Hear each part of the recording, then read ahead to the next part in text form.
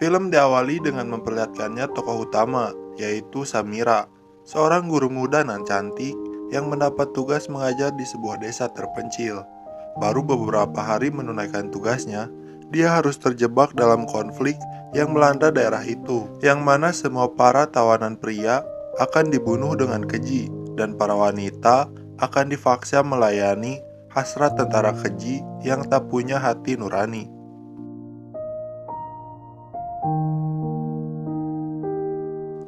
Kejadian mengenaskan itu berawal dari ibu kota negara Bosnia dan Herzegovina yang bernama Sarajevo, tempat gadis cantik bernama Samira lahir dan dibesarkan. Hari itu Samira pamit pada keluarganya untuk pergi ke Srebrenica, desa terpencil di mana ia akan mengajar sebagai guru di sana.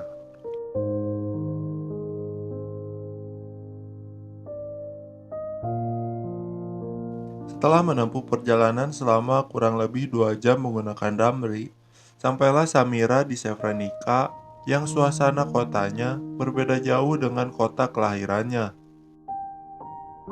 Kemudian, kita akan diajak traveling oleh Samira menuju tempat-tempat di mana dia akan beraktivitas selama beberapa bulan ke depan.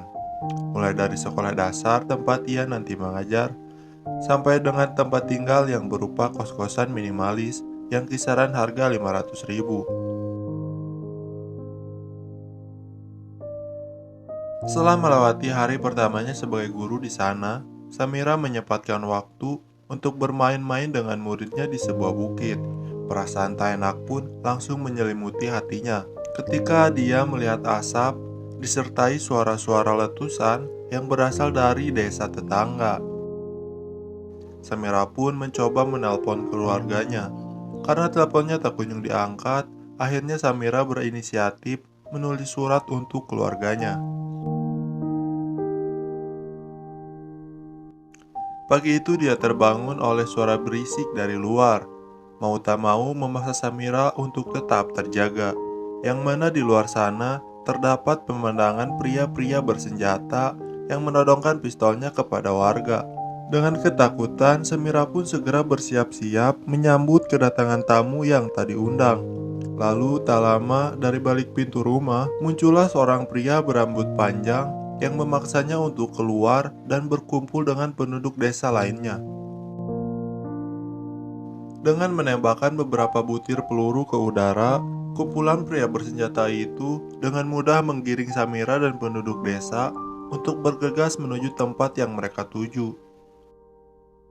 Di sebuah bangunan kosong, mereka kemudian dibagi menjadi 2 kelompok berdasarkan gender. Para wanita tetap di dalam bangunan, sedangkan para pria disuruh keluar. Dan itu adalah momen terakhir para penduduk melihat suami-suami dan ayahnya.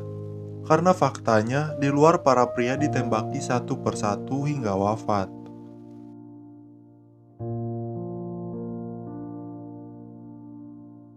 Para wanita yang baru saja menjadi yatim dan janda itu kemudian diangkut menggunakan bis Madonna menuju markas komplotan itu.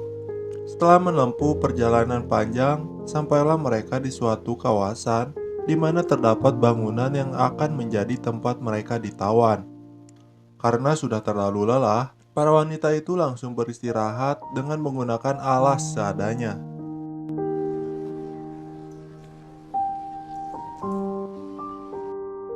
Keesokan paginya, mereka disuruh keluar bangunan untuk pipis dan mencuci muka secara bergantian.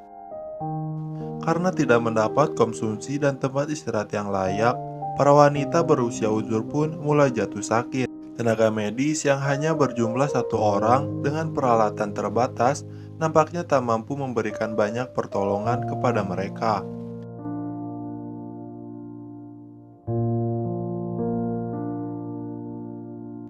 Lalu Samira melihat beberapa wanita muda dijemput paksa dan dipindahkan ke tempat lain. Sadar kalau paras cantiknya akan menimbulkan bahaya bagi diri sendiri, Samira mulai mengenakan hijab dan terus berdekatan dengan anak kecil agar dikira seorang ibu-ibu tua. Namun penyamaran itu sia-sia karena dari awal Samira sudah ditandai oleh pria-pria jahat itu. tiba-tiba dia dipanggil oleh seorang pria yang akan membawanya ke suatu tempat. Di sebuah rumah kecil, Samira telah dinantikan kedatangannya oleh 3 orang pria yang terlihat mempunyai jabatan tinggi di antara komplotan itu. Oleh mereka, Samira diawita paksa secara bergilir, lalu Samira dipukuli tanpa sebab. Padahal Samira nerima-nerima aja dan tidak menunjukkan perlawanan sama sekali.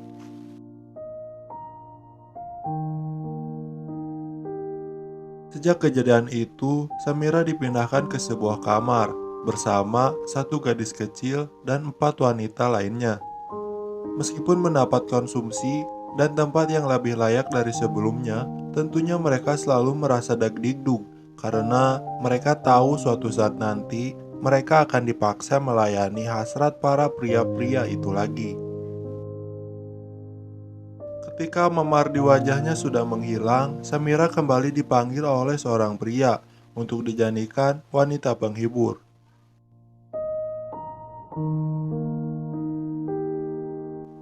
Suatu hari, satu-satunya gadis kecil di kamar itu dijemput oleh seorang pria berseragam yang mengaku kalau dirinya adalah teman dari ayah sang gadis kecil.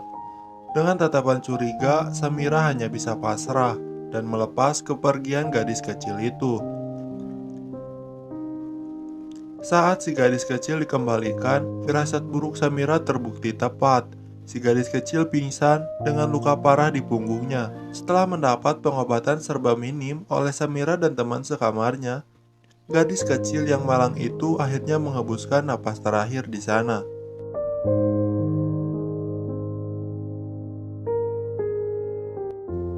Samira yang merasa kehilangan, ia pun berencana untuk melakukan pemberontakan dengan caranya sendiri. Teman sekamarnya merasa heran kenapa Samira memakai lipstik, sehingga Samira terlihat begitu mencolok di antara wanita-wanita yang lain. Rasa penasaran mereka akhirnya terjawab dengan dipanggilnya Samira ke ruangan pimpinan. Sang kapten pun tertarik dengan kecantikan Samira, sekaligus dia takjub dengan keberanian Samira yang nekat berdangdan, padahal sedang dalam tawanan. Да, я сам учительница. Dengan memakai gaun berwarna merah yang dia miliki, malam itu Samira diantar oleh seorang pengawal menuju rumah kapten.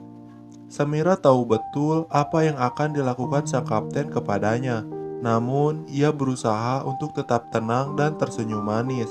Sehingga setelah mengakhiri makan malam, sang kapten pun mulai mendekati Samira dan mulai menitipkan buih permadaninya kepada Samira.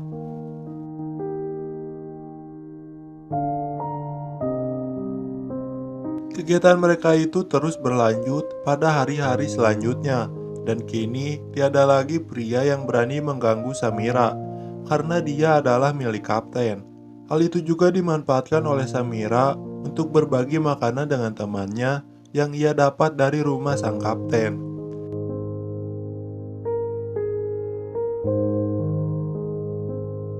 Rasa ketakutan mulai melanda penghuni kamar itu dikarenakan lewat jendela mereka bisa menyaksikan komplotan pria bersenjata mulai menggotong jasad dari dalam bangunan. Suatu hari datanglah sebuah keajaiban di mana Samira dan teman-temannya mendadak disuruh berkemas kemudian berjalan menuju bis. Tapi sebelum pergi, Samira diharuskan bertemu dulu dengan kapten yang ingin mengucapkan kata perpisahan kepadanya. Lalu sang kapten memberitahukan kalau perang di negara mereka telah usai. Sang kapten memberikan sejumlah uang pada Samira sebagai pegangan di perjalanan.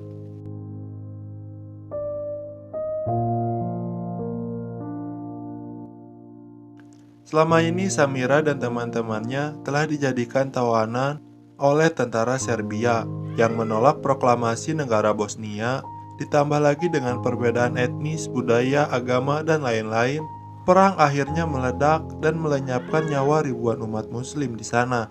Karena perjanjian Dayton pada tahun 1995, perang pun berakhir dan Samira beserta tawanan lainnya bisa pulang ke kampung halaman mereka masing-masing.